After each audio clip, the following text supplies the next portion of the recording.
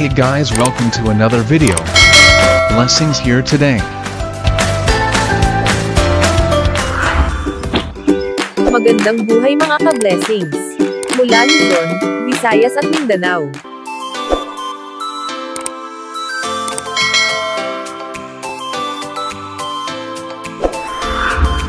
Good news mga ka-blessings. Dahil ang payout po ng cash grants para sa mga beneficiaries ng Conditional Cash Transfer Program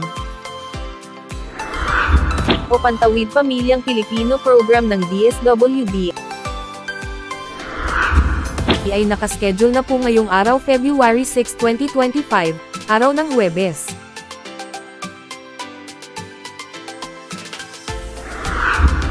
Narito po ang payroll schedule para sa bawat rehiyon. Period 3, 2024, additional 4 piece in listahanan 3, CVS regular, para sa Region 8, Region 9, Region 10, Region 12, at NCR.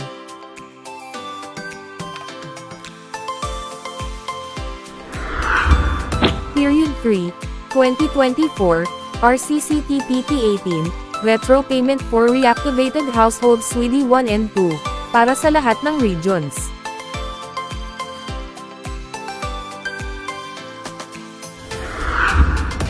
Period 6, 2022, RCCTPT 18, retro payment for reactivated households SWIDI 1 and 2, para sa Region 2, Region 3, Region 4A, Region 5, Region 6, Region 7, Region 9, Region 10, Region 11, NCR, Mimaropa, at ARMM.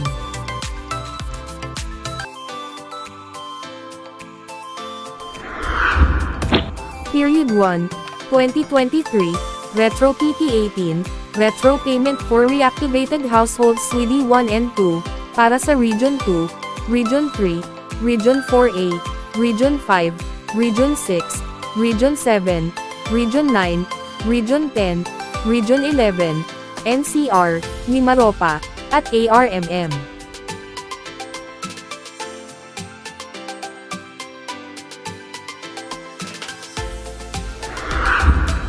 Period 2, 2023, Retro PT 18, retro payment for reactivated households SWIDI 1 and 2, para sa Region 2, Region 3, Region 4A, Region 5, Region 6, Region 7, Region 9, Region 10, Region 11, NCR, Mimaropa, at ARMM.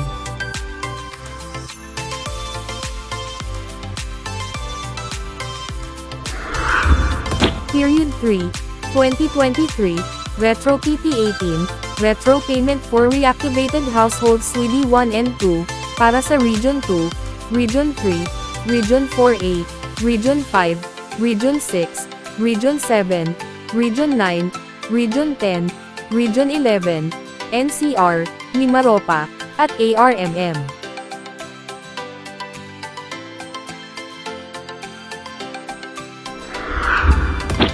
Period 4, 2023, Retro PT 18, retro payment for reactivated households SWIDI 1 and 2, para sa Region 2, Region 3, Region 4A, Region 5, Region 6, Region 7, Region 9, Region 10, Region 11, NCR, Mimaropa, at ARMM.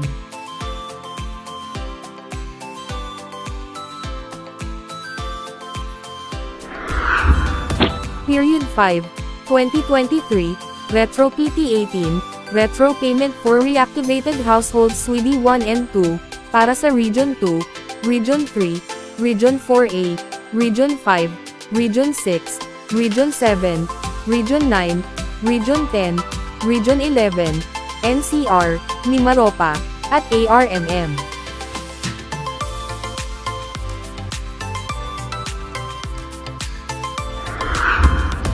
Period 6, 2022, at Period 6, 2023, Retro PT 18, retro payment for reactivated households SWIDI 1 and 2, para sa Region 1, Region 2, Region 3, Region 4A, Region 5, Region 6, Region 7, Region 8, Region 9, Region 10, Region 11, Region 12, NCR, CAR, Mimaropa, at ARMM.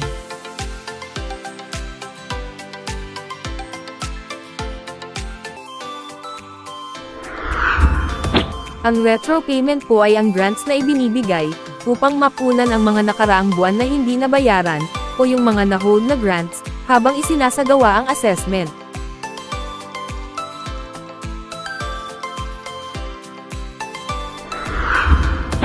Ngayon ka-blessings, kung alam mong kasama ka sa payout, ay maaari nyo na pong i-check ang inyong balance account sa Landbank mobile app.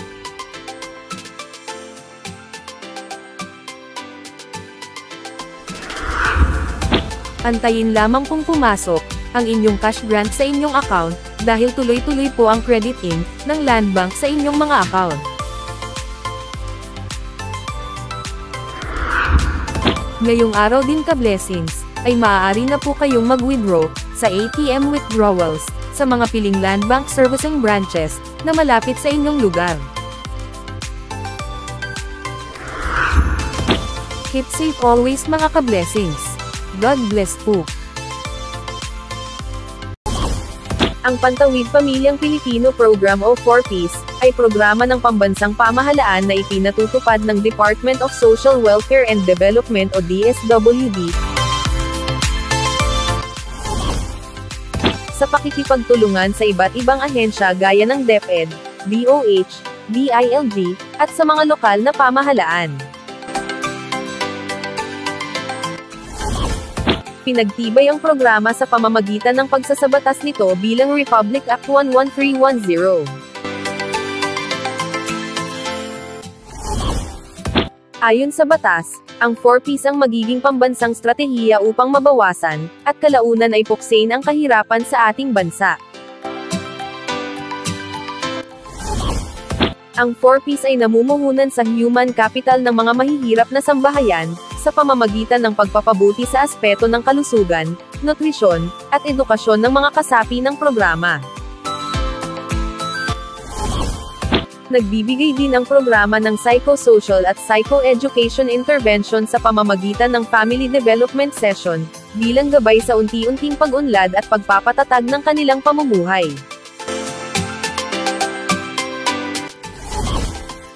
Noong ika-17 ng Abril taong 2019, isinabatas ang RA 11,310, na mas kilala bilang Anak Institutionalizing the Pantawid Pamilyang Pilipino Program o 4Ps Act.